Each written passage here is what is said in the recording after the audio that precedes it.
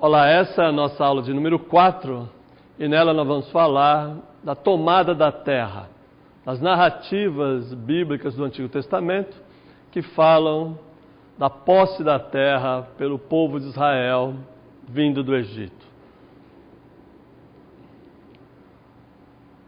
Os registros da tomada da terra estão especialmente no livro de Josué e nas narrativas do livro de Juízes. Após o Pentateuco, o livro de Josué narra uma série de investidas dentro da Palestina, dentro da terra prometida, com conquistas militares, assentamentos pacíficos e infiltração. Há basicamente 3 teses a respeito da tomada da terra que dominam o ambiente acadêmico. A primeira delas é a conquista militar unificada.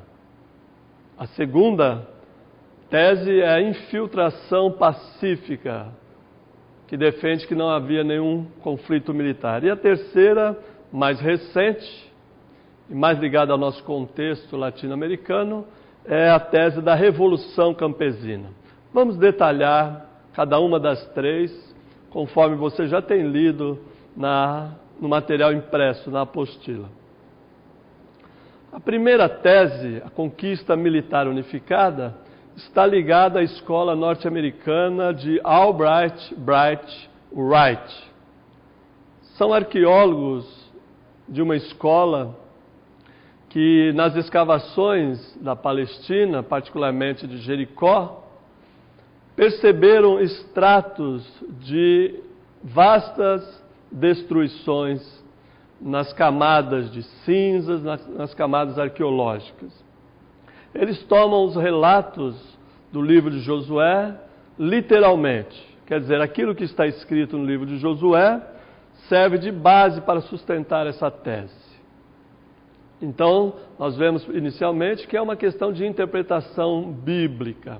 E essa interpretação bíblica é comparada com as descobertas arqueológicas. Nessas descobertas, percebeu-se que as cidades e estados cananeias foram subjugados por uma série de campanhas militares.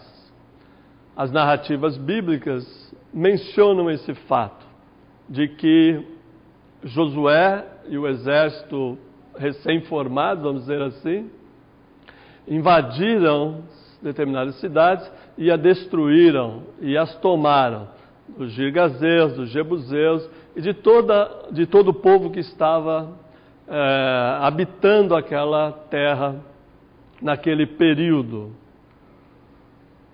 Esta conquista militar unificada se baseia então em restos de cidades destruídas.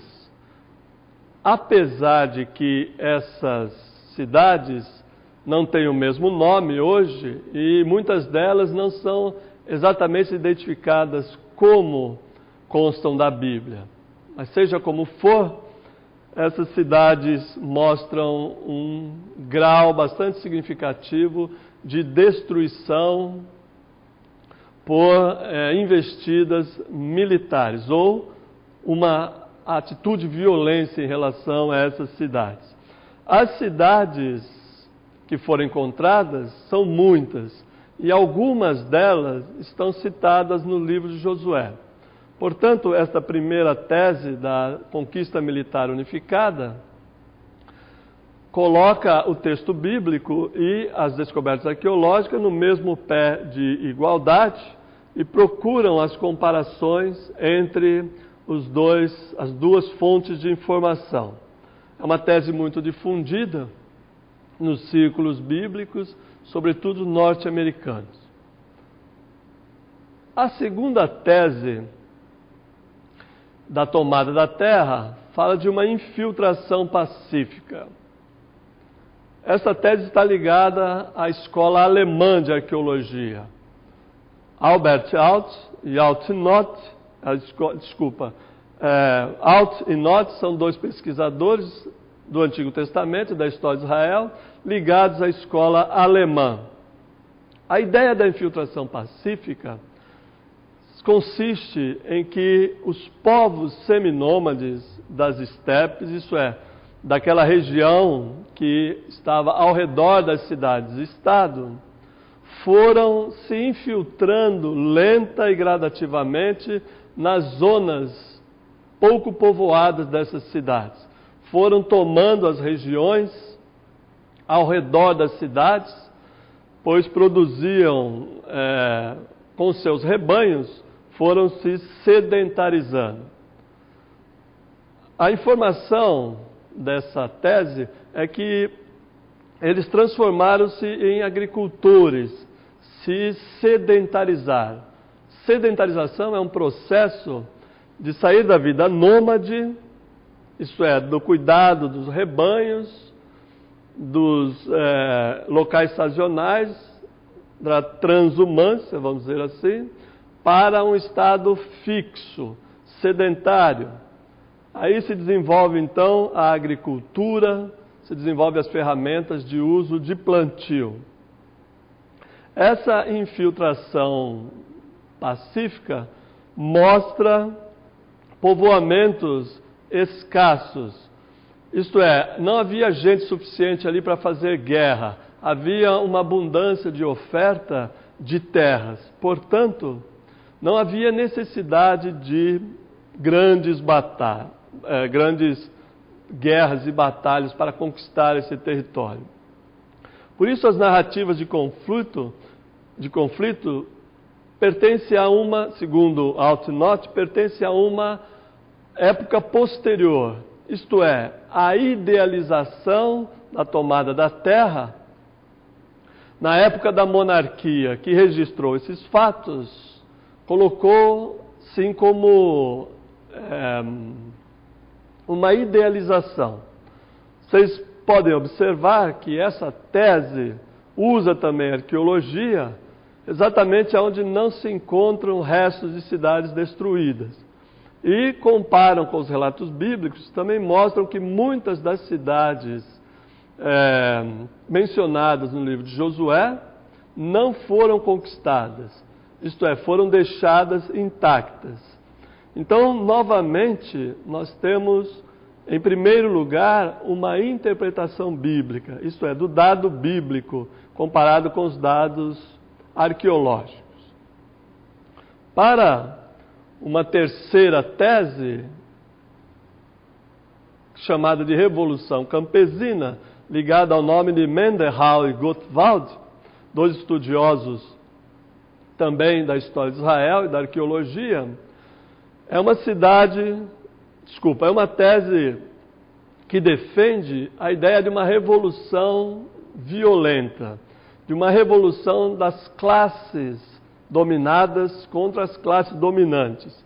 Isto é, os israelitas, aquela gente que veio do Egito, aquele misto de gente que subiu do Egito, entra em confronto direto com as cidades-estados e vão tomando uma a uma, mas não como uma investida militar organizada e equipada com exército, senão com táticas de guerrilha, com táticas de uma revolução. Por isso chamado campesino, isso é, o povo que está ao redor das cidades e estão cultivando o solo. A ideia de que essa revolta foi de dentro e de fora da terra. Nas outras teses, o povo de Israel entrou de fora e nesta tese eles se revoltaram a partir de dentro, não apenas de fora. Quem estava dentro das cidades, estados, dominados pelos tiranos, pelos governadores, pelos pequenos reis dessas cidades, se sublevaram e se revoltaram contra esse estado de coisas. Ainda nessa tese, eles dizem que houve um processo de retribalização dos grupos revolucionários. Bom, isso tem muito a ver com a teologia da libertação, que defende essa tese de que o grupo que ora toma o poder se reorganiza em outra estrutura social. Daí o surgimento da retribalização, isso é, da reorganização desses grupos como as tribos de Israel. Vocês observem aí pelo texto, nos detalhes desse processo de retribalização, que o grupo que veio do Egito serviu de base com a sua crença no Deus único, no Deus chamado Javé ou Iaé, que ajuda o que eles chamam de cimentar o movimento, isso é, da consistência, da lógica e da direção a esse movimento. Também se pode encontrar indícios desse processo no livro de Josué. Novamente, as pesquisas arqueológicas e históricas, comparado com os dados bíblicos, são confrontados para ver como se sustenta cada uma dessas teses. Assim, essas três teses sobre a tomada da terra, a conquista militar unificada, a infiltração pacífica e a revolução campesina, formam as 12 tribos, resultam nas 12 tribos. Você pode ler no material impresso as objeções a cada uma dessas teses. Todas elas têm pontos fortes e pontos fracos, pontos seguros e pontos questionáveis. A nossa tarefa é apresentar cada uma delas para que você tenha condições de decidir em qual delas você vai escolher, ou melhor, se é possível que esses processos tenham acontecido todos simultaneamente. Disso resulta que as 12 tribos foram formadas em um complexo desenvolvimento lento e gradativo. Não foi como nós lemos na superfície do texto bíblico, isso é, em uma primeira leitura, a divisão de tribos em um único dia, mas em um processo de que essas tribos foram formadas lentamente. E as evidências dos textos bíblicos, da arqueologia e das diversas teses mostram que eram grupos absolutamente diversos que foram se unificando em torno do nome de Deus, em torno do nome do libertador e em torno de uma mesma causa, que era se libertar de uma vez por todas do domínio das cidades-estados. Muito bem, nós encerramos mais essa aula aqui. Obrigado pela sua atenção. Nós voltaremos logo mais. Obrigado.